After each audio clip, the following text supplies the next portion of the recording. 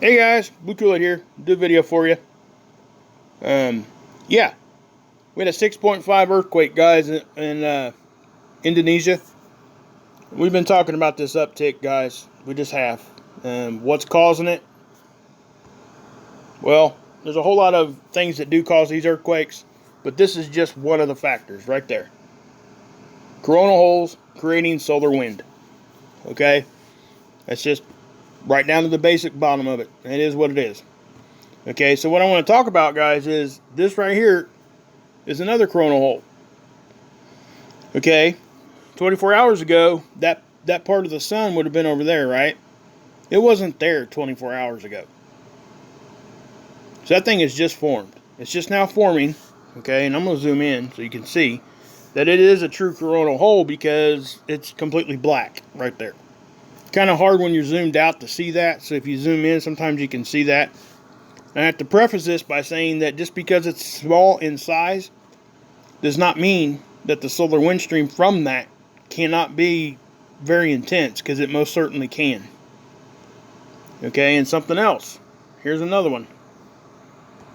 You see this? There's a pattern here we've been experiencing for the past few weeks. Coronal hole after coronal hole after coronal hole. Throw in cosmic ray bursts. Throw in the electromagnetic disturbances from our Planet X object's magnetic field and the sun reacting with each other. Okay, throwing stuff at us all the time. Okay, so our magnetic field is not getting a break. I have to say that. Okay, it's just not. We might get a few hours here and there. Okay, but we're not getting a break. So when that tool came back up that I showed you guys yesterday, and I showed you that funky burst or whatever was going on there, I went back and looked at all that data, and I'm not going to show it here because it would take so much time to show that. But through that whole time when that tool was down, I would encourage you guys to go look at it yourself, because it was reacting constantly. I mean, we were getting compression to rapid expansion multiple times a day. Okay, so that means we were getting hit from energy. That's what that means. Okay, so, but anyway, I'm going to go down here and show you. This is the 211 angstrom. Okay, now a lot of new people, and even people that have been watching for a while, this is the 193 angstrom. Okay, that's the 211. What's the difference? Well, you can take it like this. Okay, if anybody remembers the little clue booklets you could get in cereal boxes way back in the day, and they would come with these little red, see-through red plastic pieces, or even eyeglasses, okay? And as you look through that book, if you had that red plastic piece over top of it, you were able to see things that weren't there if you didn't have it. Okay, they would market it like spy stuff and just make it real cool for kids. But that's essentially what's going on here. Okay, if you go outside and you put different colors of sunglasses on, you're going to see certain things are going to pop out to you in different lenses. So that's exactly what's going on here. Okay, and that's why they do this, because there's stuff there that we can't see that's actually there. All right. I mean, we see very little of the light spectrum.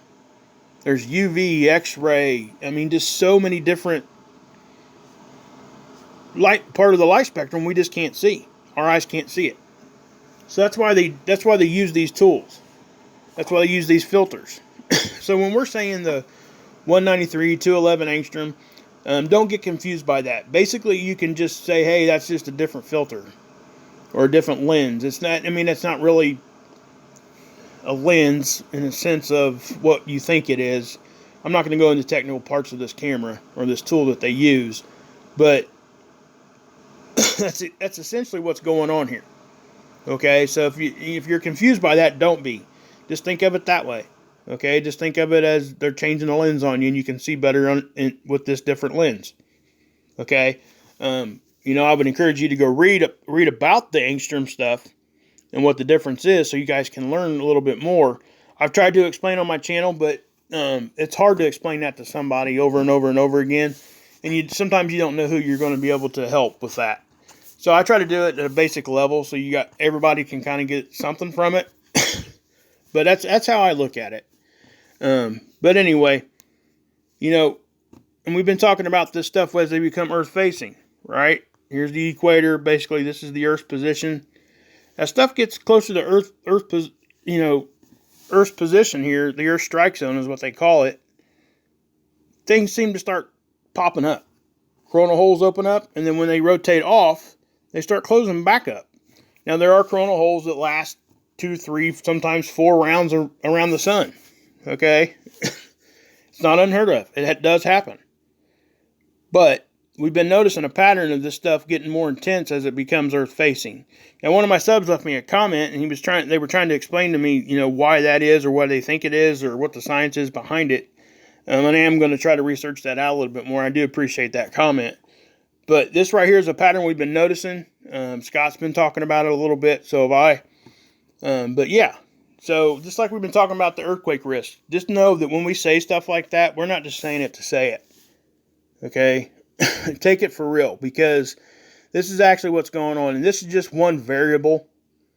All right, there's so many variables that go into this, guys. So many. And this is just one of those variables that we have to add to our equation. Okay?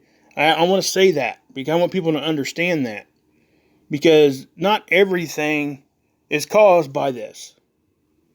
This is just one aspect of it that helps these things to happen. Like I've used before, maybe sometimes these coronal hole streams is a straw that breaks the camel's back. You can kind of think of it that way. But the next time there's an earthquake, maybe it's slippage of a plate. Okay? I mean, there's all kinds of things. Maybe it's a cosmic ray. Maybe it's, eventually something has to be the reason it does go ahead and just let loose and there's an earthquake. All right. Now, we need to have earthquakes. Okay? So when we see a lull in earthquakes, like a massive slowdown, we get nervous. You want to know why? Because that energy is building up, and we know that after we have a slow time right there, the very next earthquake we're going to see is most likely going to be very large and damaging.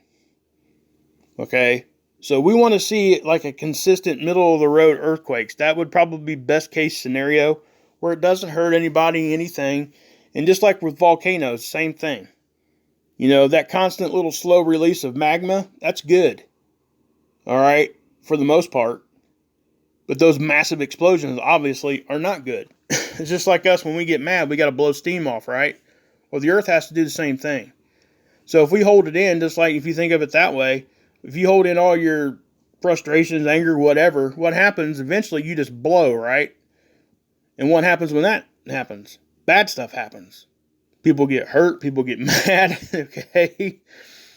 So, but if you're able to voice those things that are going on as they happen in smaller ways, we don't have the big event. So that what I'm trying to say is that we need to have these middle to small types of earthquakes that don't hurt anybody is best case scenario. So we don't want it to stop. We want it to continue, but not in a big way. So we don't have that big massive one. Anyway, I am going to pause here. I'm going to show you some other stuff. Alright guys, this is the thumbnail I used yesterday in my video. Now this is that magnetopause model that was down and it came back up. I was showing you guys yesterday how something happened right in here and it just blew stuff this way. Our magnetic shield got blown way far out, or it might have even broke a little bit. We can't really tell because the model doesn't stretch out that far. Okay? Now, and this is what was going on the solar wind map. Okay? Remember the solar wind speed I showed you guys? 1560, over 3 million miles an hour, almost 3.5, I think is what it ended up being. 3.5 million miles an hour. Now, something I think I might have said it and just kind of said it and moved on. But I'm not so sure that solar wind speed was the actual wind speed itself coming from that direction. I don't know if this is actually possible, but if the wind speed was being picked up, and it was blown, and we see this little explosion out that way. Is it possible that whatever happened here is what the detector seen and showed that? Maybe that's what was moving so fast. I don't know. What I'm saying, and that's, I just simply don't know. Now, that tool was down for over a week. It came up for like a day, or I think, or like a half a day. Now, also, I'm going to tell you this right now. Right after I seen this, okay, that tool went right back down. Okay, that should cause everybody to question all of it. Okay, I mean, I don't have to say much there because it is what it is, and that's just the fact of the matter. Whether this is a technical safety mode shutdown for this tool or not, I don't know. I can't say for sure. All I can tell you is we're not getting any data from it right now. It's down again, and it happened right after this happened. But we were able to go back and look at the previous week when it was down, and I was seeing some stuff there, and nothing was slowing down like that. The solar wind speed was not probably wasn't slowing down a whole lot. It just was constant hits to our magnetosphere, okay, and our shields. It just didn't slow down. None of it was extremely intense except for a couple events. But I'm going to pause here and take you to another model and show you something. Okay, guys. This is the other magnetopause model I show you guys. Now, the sun's on the left-hand side here on this one. Okay, it's over here. Basically just reversed if you want to look at it that way from the other one I just showed you. Okay, now, I'm not sure if I put this in a video or not. I think I might have mentioned it. But as we're looking at this, what I want you to notice is the similarities of what happened yesterday. Okay, and this is on the 17th. Okay, today is the 25th, I believe. Maybe going into 20. I can't remember if it's going into 26 or what, but might be going into 26th. So if you look at that, that's like a week or so ago, and this happened when that tool was down. Okay, so I'm going to play this, and what you're going to see, you're not going to see anything coming from the front. But once again, watch in here, and we're going to blow out. Okay, and I noticed this, and I didn't think much of it. I mean, I did, but I didn't push on it too much because I just didn't have any more data. This was just it. So watch this.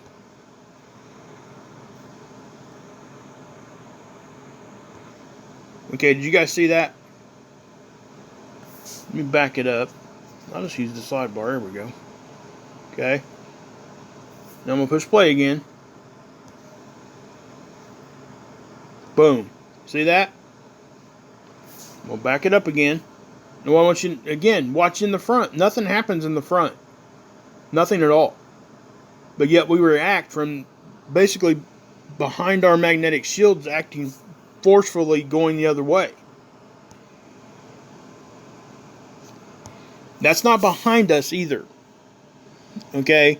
We're always suspect to the stuff that's behind us because, this is something that Scott has taught me to look for. That the stuff that's behind us that we see on these models isn't necessarily accurate. Because these models are designed to see what's in front of us. And what happens, right directly around us and maybe a little bit behind us. None of this stuff back here, way, way back here, is that accurate. Now, I ain't saying that none of it can't be actually happening. I'm just saying it's not as accurate, and it's not what this tool was designed to do. It was designed basically to give us like an early warning type of situation. Okay, these satellites are out there in front of us and orbiting and doing their jobs. Okay, but they can't tell us the source of this. All they can do is tell us, hey, we got particles moving this fast. We got this dense particle. But they can't sit there and say, hey, it's coming from the sun, it's coming from cosmic rays, it's coming from here, coming from there. Okay, that's one thing they can't do. Alright, so, but these models assume that it's solar wind. Okay? That's what they're made to do. They automatically assume, because, for whatever reason, they can't, it's probably hard to kind of differentiate and make a model that can actually tell the difference, but, are we there yet? Don't know. But back to this, I just think that's amazing, okay? that happened again. This was like a week ago, so then it happened again. Now, I know I talked about this, how we had this little, just on the one, like on the upper part, and then it happened on the bottom. So watch this, and I know it's behind us, but it kind of starts up here. It's definitely reacting different on the top than it does at the bottom. Typically, when we see those kinds of anomalies, they happen on both sides at the same time because it's coming directly from the sun. So when we see these specific high, low, left, right, however you want to say, to one direction, and it doesn't happen in the other direction, you know, that means that something's coming very, very direct from a different direction. That's what I'm trying to say. So, let me back this up a little bit, and we'll watch that explode again. Okay, boom. And then look at the top. See that? Nothing happened on the bottom. Now watch this. Okay, it's going to do it again. Boom. And then just on the top, it got real intense. So, and then there's the density. Look at that. Okay. Now what it showed you was solar wind speed. At the top was velocity. This is the density of the particles. Now, I'm going to show you pressure right here. Okay. Now, I find it really interesting on this one. And you guys see that right there? How it's pretty intense. This shows it really well that this came from right behind our magnetic shield. Okay, basically it was right about there, and that energy seemed to blow out all different this way.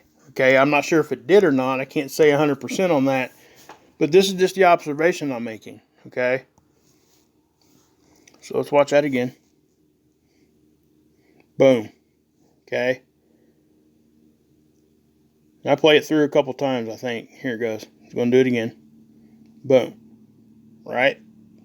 Very similar to what we just seen that I showed you in my video yesterday. Okay? So I wanted to point that out. And also, like I said, I wanted to point out that these earthquakes are not going to stop. You know, I really think as long as our solar wind events are happening, yeah, just be vigilant, guys, and just pay attention. There's a lot of stuff going on. I'm going to end the video here, but I did want to show you that and show you those other coronal holes that are getting ready to come again. And there's other stuff going on, but I'm not going to get into that right now because this video is already pretty long. So, anyway, guys, there'll be an update, model update here at the end of this video. Yeah. So, anybody watching this, if you guys, you know, for future reference, I'll probably have a 10-minute, right around a 10-minute model update at the end of my videos. So, if you guys want to skip through, you can. You're not going to offend me by no means. And if you guys know what you're looking at when you go to those models. But, you know, if you want to listen to what I have to say, well, that's cool too. But just know that is, you know, when you see like a 30-minute video, essentially it's like a 20-minute video. Okay, of new information or information that I'm talking about. So, if you guys just want to model, if you guys want to just check out all the models, just skip through and go to that end. I'm going to put them at the end of my videos. So, I thought about posting it separate, but I don't know yet. I haven't decided on that. But, anyway, guys, God bless. Yeshua saves, and you can drink this Kool-Aid.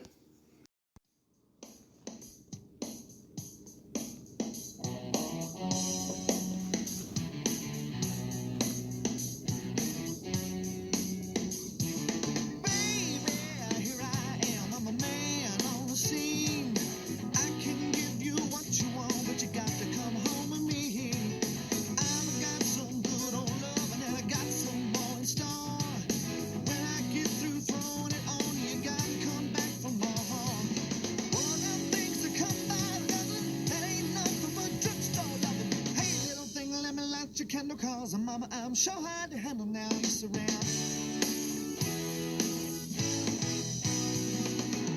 action speaks louder than words, and I'm a man with great experience. I know you got another man, but I can love you better than him. Take my hand, don't be afraid. I'm gonna prove every word I say. I'm advertised and love for free, so you can place your ad with me. What's it come along and done by the dozen? That ain't nothing but 10 cent loving. Hey, little thing, let me light your candle, cause mama, I'm sure hard to handle now. You surround. Yeah, hard to handle now.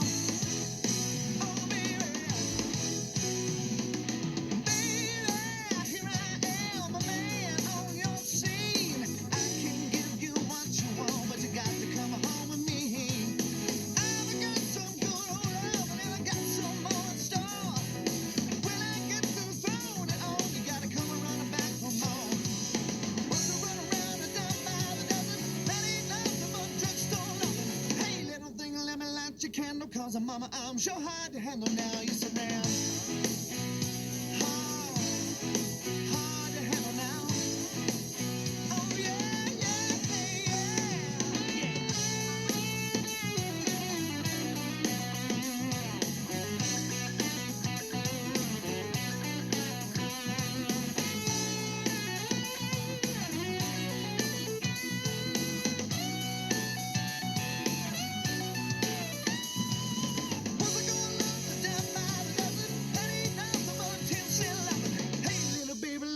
Your candle cause mama, I'm sure hard to handle now. You surround. Yeah, so hard to handle now. Oh yeah, baby, good loving. Baby,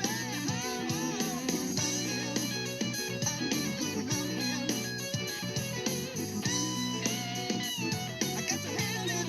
Oh yeah.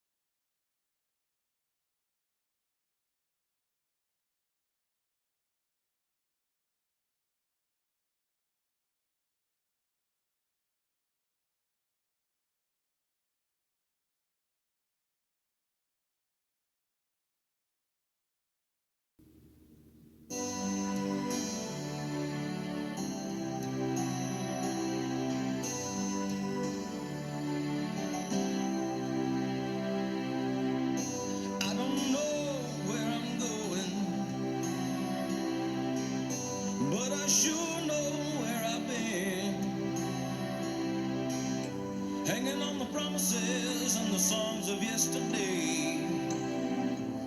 And I've made up my mind.